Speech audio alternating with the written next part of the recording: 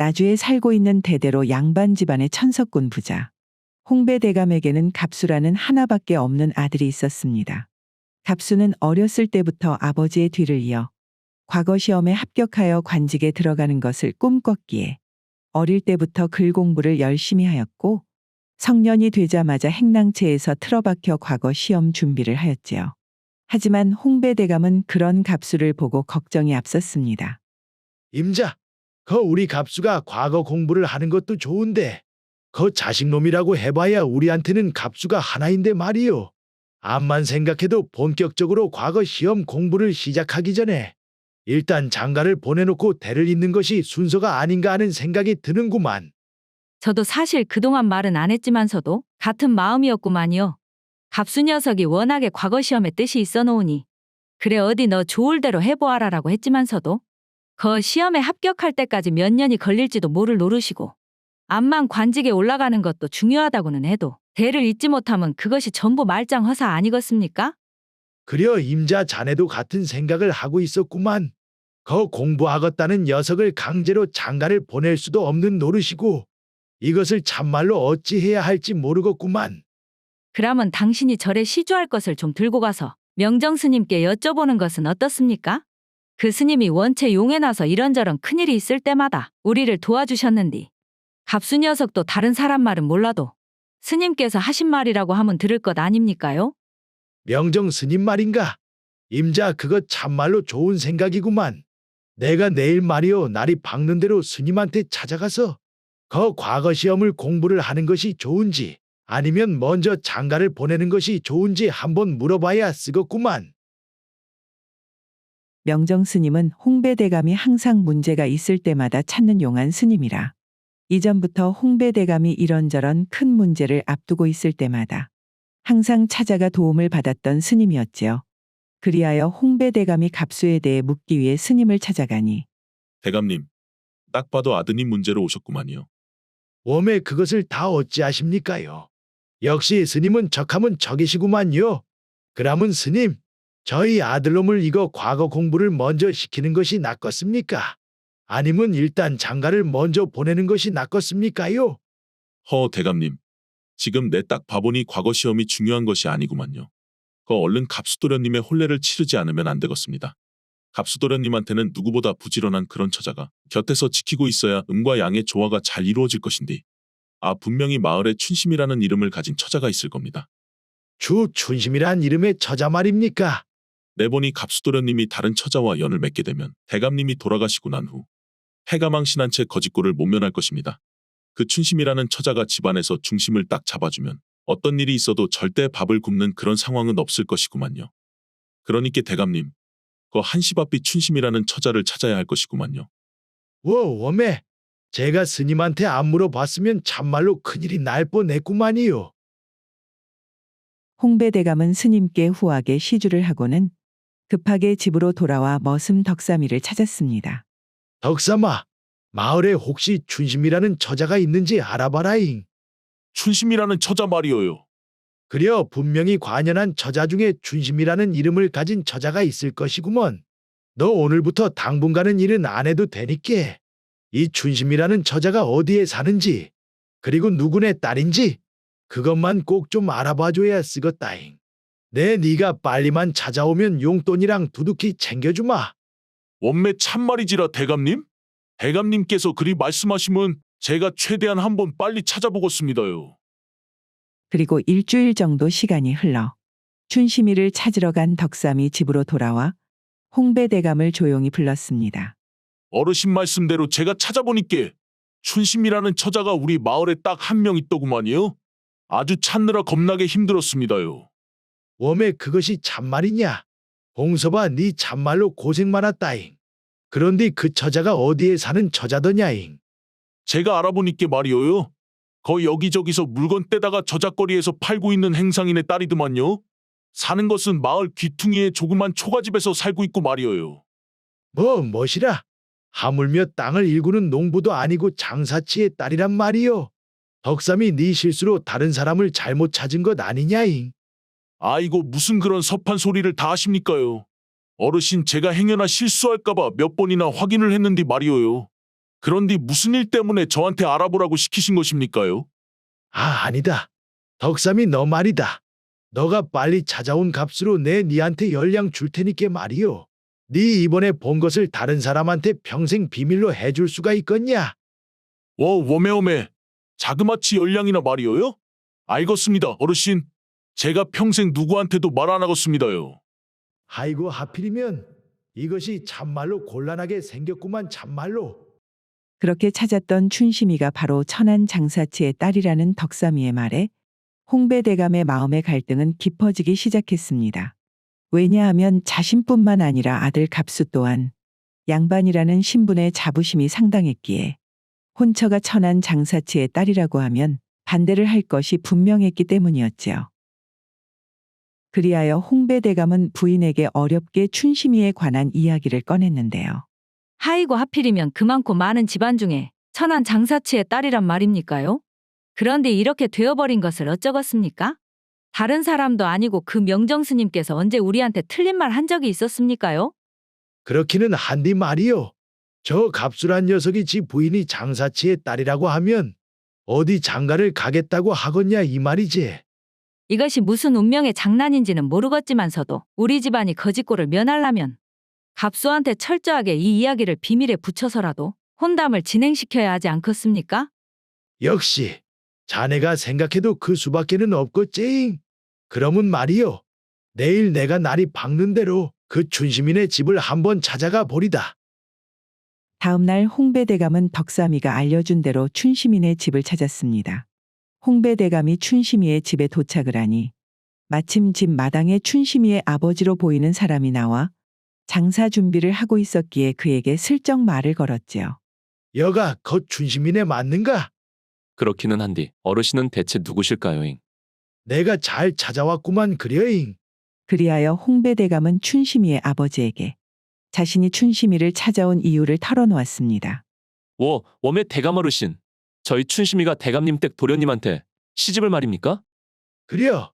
내 개인적인 욕심 때문에 자네 집 여식을 이용하는 것 같아서 미안하기는 하네만 그래도 자네 딸이 우리 갑수한테 시집을 오기만 하면 내 차별하지 않고 친딸처럼 잘 대해주겠다고 약속을 하겠네. 어떤가? 이것이 어떻게 생각을 해보면 자네 딸한테도 양반집 며느리가 될 수 있는 좋은 기회가 되지 않겠는가? 어르신께서 그렇게 말씀하셔도 이것이 너무나 갑작스럽기도 하고 또 거기다가 우리 춘심이가 신분까지 숨기면서 시집살이를 해야 한다니 이것이 너무나 부담스럽기도 하고 그렇구만요. 아버지 손님이 찾아오셨던가요? 그래, 네가 춘심이인가 보구나. 아이고 딱 봐도 얼굴이 곱고 다부져 보이는 것이. 그려 스님께서 분명히 없는 말을 지어낸 것 같지는 않구만 그려. 어르신 그러면 제가 우리 딸하고 이야기를 나눠보고 답을 드려도 되겠습니까? 이것이 원체 갑작스러운 이야기라 시간을 조금만 주셨으면 좋겠구만요. 그려. 아무래도 이것이 당장 결정을 내릴 수 있는 그런 문제는 아니지. 그럼 한번 말을 잘 나눠보시게나. 홍배대감이 집으로 돌아가자 춘심의 아버지는 걱정되는 마음으로 조심히 춘심이에게 이야기를 꺼냈습니다. 건어가 내키지 않으면 안 가도 되는구만 춘심아. 안 그래도 힘든 시집살이를 양반인 채를 하면서까지 어찌 하겠냐잉. 아버지의 우려와는 달리 춘심이는 오히려 눈을 반짝이며 아버지에게 말을 했지요. 그래도 아버지, 그 대감 어르신 말대로 이것이 어떻게 보면 기회일 수도 있지 않겠습니까? 물론 그 양반집에서 하는 시집살이야 힘들기는 하겠지만서도 그 대감 어르신도 내가 잘 적응할 수 있게 도와준다고 하는데 저는 한번 해보고 싶구만요. 뭐시야? 네 참말로 괜찮아겠냐 춘심아? 괜찮아다마다요. 제가 이런 기회가 아니면 언제 한번 부자댁 구경이나 제대로 할 수 있겠습니까? 그리하여 마침내 춘심이는 갑수와 혼례를 치르게 되었습니다.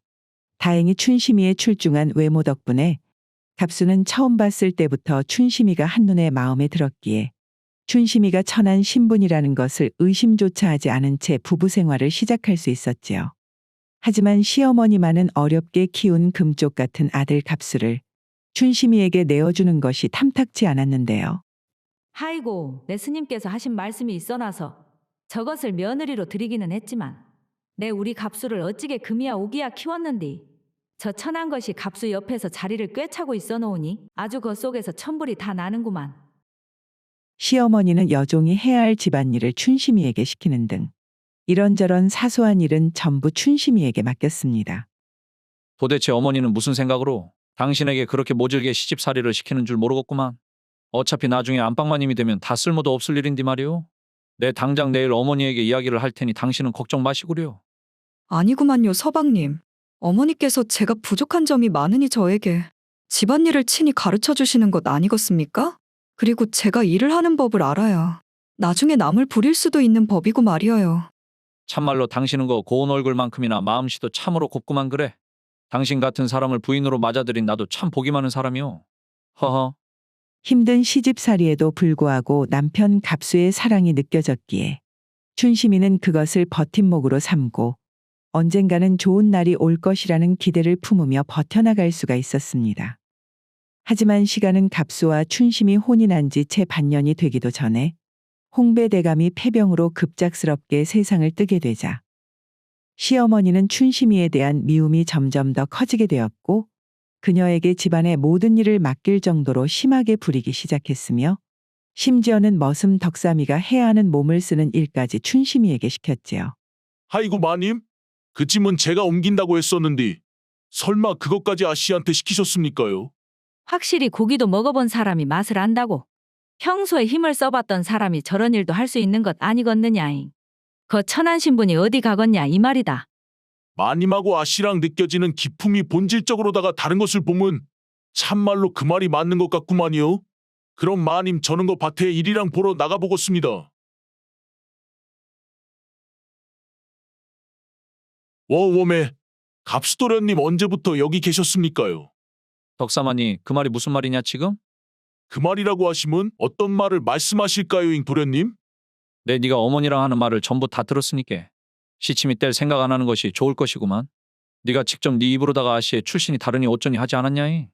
덕삼이 네 나한테 사실대로 말 안 하면 이 집에서 더 이상은 일 못할 줄 알고 있어라. 워웜의 그 말은 제가 한 말이 아니라 마님께서 한 말이기는 한디 아이고 참말로 난처하게 되어버렸구만. 거 도련님 마님께는 절대로 제가 말했다고 이야기하시면 안 됩니다요. 그러니까요 이것이 어떻게 된 일이냐면 말이어요. 더 이상 도망갈 구멍이 없다고 느껴진 덕삼이는 갑수에게 춘심이가 어떻게 하여 이 집의 며느리로 들어올 수 있게 되었는지 그 사정에 대해 이야기를 해주었습니다.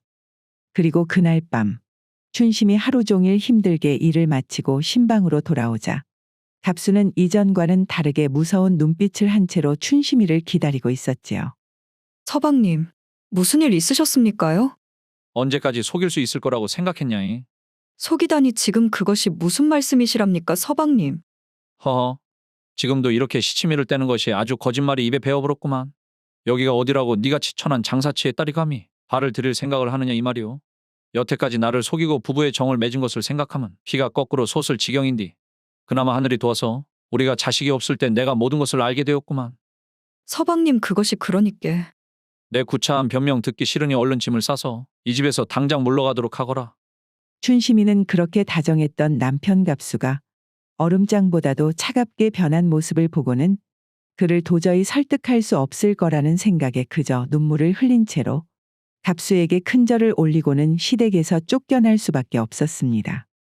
춘심이는 시댁을 나와 친정으로 돌아갈까 생각도 했지만 소박맞은 주제의 부모님의 얼굴을 보는 것이 부끄러워 친정으로 돌아가지도 못한 채 아무도 자신을 모르는 곳을 찾아 떠나기로 하고는 발을 옮겼습니다. 이렇다 할 목적지도 정하지 않은 채 그저 슬픔에 빠진 채로 산 하나를 넘어가던 춘심이 와, 웜에 이것이 내 분명 아까 전에도 이 나무를 지나간 것 같은데 가만 보니 내 계속해서 같은 곳을 돌고 있었구만. 자신도 모르는 사이에 산속에서 길을 잃어버린 춘심이는 한참을 같은 곳을 돌고 있었다는 것을 알아챘습니다. 그렇게 당황한 채로 얼마나 더 산속에서 길을 헤매었을까요? 다행히 춘심이의 눈에 멀리 민가에서 새어나오는 희미한 불빛이 발견되었고 춘심이는 이제는 살았다는 생각에 헐레벌떡 민가로 달려가 집 주인을 찾았습니다. 웜에 이 시간에 신만이도 아니고 부인께서 여기를 무슨 일로 찾아오셨단가요? 제가 사정이 있어 밤늦게 산 넘어 마을로 가는 길이었는데 초행이라 그런지 산속에서 한참이나 헤맸구만요. 거식이 참으로 실례인지는 알지만 하룻밤만 묵게 해주시면 안 되겠습니까요? 하이고 그거 큰일 날 뻔했구만요. 여가 저 혼자 사는 곳이기는 한디 일단 얼른 들어오시란께요. 그런데 부인께서는 도대체 무슨 사정이 있으시길래 이 밤중에 위험하게 산을 넘으려고 하셨습니까요?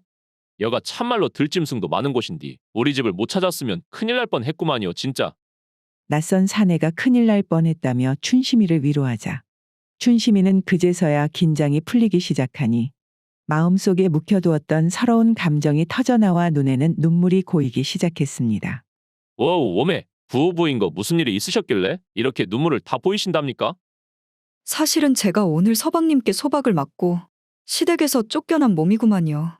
소박을 맞은 주제에 이것이 친정부모님께 돌아갈 수도 없는 노릇이고 그렇다고 어디로 가야 할지 몰라 그저 정처 없이 걷다 산에서 길을 잃게 되었구만요.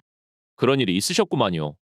이 시간에 여인 혼자서 산길을 헤매는 것이 분명 뭔가 사연이 있을 거라고는 짐작하기는 했었는디 저는 거 봉섭이라는 숫쟁이입니다요. 조상대대로 내려오는 숫가마가 여 산속에 있다 보니 이곳 산속에서 터를 잡고 살고 있었구만요. 저는 춘심이라고 합니다요. 그런데 봉섭 씨는 이곳에서 혼자서 지내시는 겁니까요? 실례지만 혹시 부인분께서는 어디에 있으시던가요? 하이고 저 같은 가난한 숫쟁이한테 누가 시집을 올라고 그러겠습니까? 제가 평생 아버지에게 배운 것이 이 술 만드는 것밖에 없소. 이렇게 산속에서 다른 사람들과 떨어져서 살다 보니 아직까지 짝을 만나지 못했구만요. 암만 좋은 숯을 만들어봐야 큰 돈을 벌 수 없으니 그저 가난한 게 죄 아니겠습니까? 그나저나 가만히 있어봐라 산속을 헤매시느라 솔찬히 피곤하실 텐디 제가 눈치가 없었구만요. 저는 거 건너방에 작은 창고로 쓰는 방이 있으니 그곳에서 자도록 하겠습니다. 피곤하실 텐데 얼른 잠자리에 드시지요. 창고에서 자야 한다면 제가 창고에서 자야지. 어찌 봉섭 씨한테 창고에서 자라고 할 수가 있겠습니까? 그나저나 봉섭 씨만 괜찮으시다면 제가 갈 곳이 정해질 때까지 이 집에서 집안일을 하면서 조금만 더 머무르면 안 되겠습니까? 그동안 제가 청소든 식사든 아니면 숯을 만드는 것을 돕는 일이라도 할 수 있는 일은 뭐든지 다 하겠습니다요. 하이고 대담하다요. 그렇지 않아도 제가 술 만드는 일이 바빠 다른 것은 거의 신경을 못 쓰면서 지냈는디 어찌 보면 이것이 잘된 일이구만요. 이왕 일이 된 거 그러면 그저 내 집이라고 생각하면서 편하게 지내시고 떠날 곳이 정해지면 그때 언제든지 가셔도 되시구만요. 그리하여 춘심이는 산속에서 봉섭이의 집에서 지내게 되었습니다. 얼마 전까지만 해도 고래등 같은 기와집에서 집안일을 했던 춘심이에게 봉섭이의 집처럼 작은 집 집안 살림은 너무나도 쉬운 일이었지요. 그렇기에 춘심이는 집안일을 마치고 시간이 남으면 이후에는 봉섭이 숯을 굽는 돌가마까지 청소를 할 정도였는데요. 하루는 돌가마를 반질반질하게 닦고 있는 춘심이의 눈에 이상한 것이 들어오게 되었습니다. 바로 돌가마의 돌 하나가 희한하게 노란빛으로 빛나는 것이었지요. 잠깐만 이것이 다 무엇이라냐. 이것이 햇빛에 빛을 발하는 것이 아무리 봐도 그냥 돌은 아닌 것 같은데. 와 웜에 이것이 지금 금 아니다냐? 돌가마에서 금을 발견한 춘심이는 그것을 떼어다가 바로 봉섭이에게 가져갔습니다. 봉섭이는 춘심이가 가져온 금을 보고 크게 놀라며 기뻐하더니 내 한평생 돌가마를 보며 일을 하면서도 그것이 금이었다는 사실을 몰랐는디 이것이 가만 보니 춘심씨가 참말로 넝쿨째 들어온 복덩이 같구만요. 거 춘심씨 이럴 것이 아니라 차라리 그냥 나랑 방을 합치는 것은 어떻겠습니까? 하이고 봉섭 씨 제가 어떻게 그럴 수가 있겠습니까? 봉섭 씨는 총각이지만서도 저는 한 번 소박을 맞은 그런 사람인디 말이어요. 한 번 소박을 맞든 두 번 소박을 맞든 그것이 다 무슨 상관이겠습니까? 중요한 것은 춘심씨랑 나랑 그저 행복하게 살 수 있는가 없는가 그것 아니겠습니까? 그러니까 춘심씨 아니 춘심이 이 금을 가지고 말이오 우리가 새 출발할 수 있는 미천으로 삼고 한번 같이 살아보는 것은 어떻겠는가? 봉섭 씨만 제 과거가 상관없다고 하시면 저도 그러면 괜찮구만요.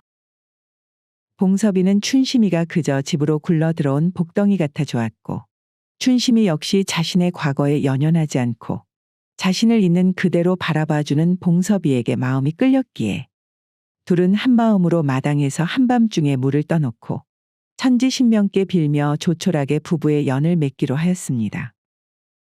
이후 그들은 금을 팔아 저잣거리에 작은 기와집을 마련하고는 이 돈을 기반으로 무엇을 해야 하나 고민을 하였지요. 서방님, 이 정도 미천이 있으면 장사를 한번 해보는 것은 어떻습니까? 소금이나 새우젓 같은 것을 사서 묵혔다가 때를 봐서 팔아도 큰 돈이 되고 말이어요. 나는 그저 땅을 사서 농사를 지으려고 했는데 장사 말인가? 내가 장사라면 해본 적이 없는 젬병이인디. 그것이 어떻게 잘 될라나 모르겠구만. 서방님 제가 누굽니까요? 이래봬도 아버지 장사 준비는 제가 다 했구만요. 저희 부모님이야 돈이 없다 보니 크게 장사를 못했는디. 아, 이 정도 미천이면 손을 못 댈 것이 없을 정도 아니겠습니까? 그러니까 제가 잘 계획을 해볼 테니께 서방님께서 옆에서 조금만 거들어주시면 손해는 안 볼 것이구만요. 그려잉. 괜히 잘 알지도 못하는 농사를 시작하는 것보다는 자네 말대로 한 명이라도 잘 알고 있는 장사를 하는 것이 나을지도 모르는 일이겠구만. 춘심이는 어려서부터 시집을 가기 전까지 아버지 곁에서 장사를 하는 것을 보았기에 남편 봉섭이를 설득해 작은 물건부터 다루는 장사를 시작하였습니다. 그리고 시간은 몇 년이 지나고 어느 한적한 마을에 거짓골을 한 나그네가 찾아왔는데요. 그 나그네는 딱 봐도 허기지고 힘이 없어 보이는 것이 금방이라도 쓰러질 것 같은 모습이었지요. 실례지만 어르신, 제가 어제부터 아무것도 못 먹어서 그런디 먹을 것을 좀 얻을 수 있겠습니까? 먹을 수 있는 것이라면 아무 것이든 다 좋습니다. 내가 방금 새참을 다 먹어놔서 지금은 아무것도 먹을 것이 없는디. 아 맞다 그러지 말고 말이오. 이 길을 따라가면 큰 기와집이 하나 나올 것인디 그 집을 한번 가보는 것이 어떻겠는가. 그 큰 기와집 말이어요? 그려. 그 집 부부가 이 마을뿐만 아니라 이 근방에서는 제일로다가 큰 거상인디. 워낙에 인심이 좋아나서 먹을 것을 구걸하는 사람들을 그냥 돌려보내지 않은 것으로 유명하구만 그래. 그것이 참말이랍니까? 아이고, 알려주셔서 참말로 감사하구만요. 그 나그네는 마을 사람이 알려준 대로 길을 따라 그 기와집에 도착하니 주인 마님으로 보이는 사람이 직접 마당으로 나와 그를 맞이하였습니다. 나그네는 부끄러운 마음에 주인 마님을 제대로 쳐다보지도 못한 채 밥을 구걸하였지요. 제가 말입니다, 마님. 지나가는 나그네인디. 공교롭게도 어제부터 아무것도 못 먹어서 그러는데 식은밥이든 뭐든 먹을 수 있는 것이 있으면 조금만 나눠주시면 안 되겠습니까? 아이고 그래요잉. 나그네님께서 또 어떻게 우리 집까지 흘러오셨구만이라. 마침 집에 점심 끝나고 남은 식은밥이 좀 있을 것 같으니 여기서 이러지 마시고 행랑채로 가서 천천히 드시고 가시지요. 오메. 마님 행랑채라니 당치도 않구만요. 저는 그냥 처마 밑에서라도 허기만 때울 수 있다면 괜찮은디. 아이고, 이것을 어떻게 감사를 표해야 하나. 감사는 무슨 감사입니까? 행랑채로 모실 테니까 거기에 잠시 계세요. 제가 금방 밥이랑 챙겨드리겠습니다. 그리하여 나그네는 주인 마님의 안내에 따라 행랑채로가 이것이 꿈인가 생시인가 하며 한참을 멀뚱멀뚱 눈치만 보면서 앉아 있었지요. 잠시 후 그 주인 마님이 직접 작은 개다리 소반의 밥을 가지고 왔습니다. 오랜만에 밥을 보자마자 나그네의 배에서는 꼬르륵 소리가 울려 퍼졌고 입에서는 침이 고이기 시작했는데요. 시장하실 텐데 사양 말고 드시지요. 주인 마님의 말이 떨어지기 무섭게 나그네가 숟가락을 들고 밥에 달려들려는 순간 이것이 웬일입니까? 주인 마님이 내어준 밥 안에 수치 한 덩이 들어있지 않겠습니까? 마님 이것이 웬 수치입니까요? 아무리 잘 산다고 유세를 떨어도 정도가 있지. 장난을 칠 사람이 없어서 저 같은 나그네에게 이런 장난을 치십니까요? 밥 위에 올려져 있는 숯은 알아보면서 어떻게 전부인 얼굴은 못 알아보십니까? 느닷없이 전부인이라니 이것이 도대체 무슨 소린가 라는 생각에 나그네가 삿갓을 벗고 주인 마님의 얼굴을 찬찬히 들여다보더니 그제서야 그녀가 누구인지 알아보고 깜짝 놀라 외마디 비명을 질렀지요. 오메. 춘심이. 서방님, 천한 것이라고 저를 내쫓았으면 양반답게 잘 살기라도 해야지. 춘심이. 내 자네한테 입이 10개라도 할 말이 없구만 그래. 서방님, 이것이 참말로 다 무슨 꼴이랍니까? 내가 몇 년 전에 자네를 쫓아버린 이후에 어머니께서 노름에 손을 대시더니 그 많던 재산을 전부 날리시고는 화병으로 세상을 떠나셨구만. 그 후에 나만 이렇게 정처 없이 이곳저곳 빌어먹으면서 목숨만 부재한 채로 살고 있었구만 춘심이. 내 양반이라는 자부심을 가지고 평생을 살아왔지만 말이오. 집안이 일이 망해버리고 손에 가진 게 없다 보니 그제서야 내가 책을 읽는 것 말고는 아무것도 할 수 있는 게 없다는 것을 알았구만. 예상치 못하게 수년 만에 본서방 갑수를 만난 춘심이는 그동안의 갑수의 사연을 듣고는 여러 가지의 복잡한 감정이 한데 밀려왔지요. 그리고 춘심이는 갑수에게 잠시 행랑채에 있으라고는 봉섭이 있는 안방으로 갔습니다. 봉섭이는 평소와는 다른 춘심이의 얼굴을 보더니 본능적으로 무슨 일이 벌어졌다고 직감했는데요. 서방님, 우리가 처음 만났던 날, 떠날 곳이 정해질 때까지 언제든 머물러도 좋다고 했지요? 제가 말이어요. 떠날 곳이 정해진 것 같구만요. 또 떠나다니. 그것이 무슨 말인가? 춘심이는 봉섭이에게 본서방 갑수가 거의 거린이 되어 밥을 구걸하러 집에 왔다는 것을 알려주었습니다. 이야기를 들은 봉섭이는 한참을 아무 말도 못한 채 그저 한숨만 연달아서 내쉬었지요. 참말로 가야 쓰겄는가? 마누라. 인자사 태어나서 처음으로 인생이란 것이 좀 살맛나게 바뀌었는디. 참말로 환장하겠구만. 제가 마음으로는 누구보다도 서방님을 아끼고 사랑하지만서도 이놈의 부부의 연이란 것이 부모님이 정해주신 것 아니겠습니까? 내가 서방님을 두고 떠나려는 것이 참말로 마음이 찢어지지만서도 그래도 저 못난 본서방을 데리고 부모님을 모시고 사는 것이 맞는 일 같구만요. 알았구만 그려. 내 당신이 부모를 그리워하는 그 마음까지 어찌 막을 수가 있겠는가? 그럼 그렇게 함세.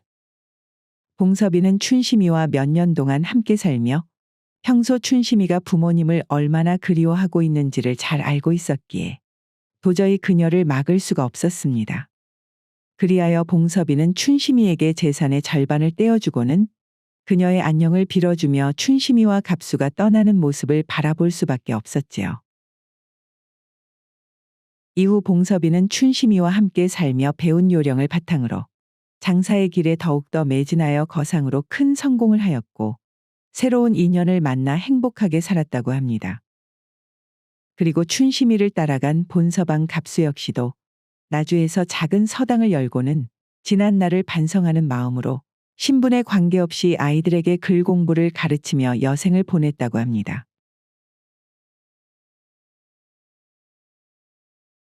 오늘의 고전여행 이야기는 이것으로 마치겠습니다.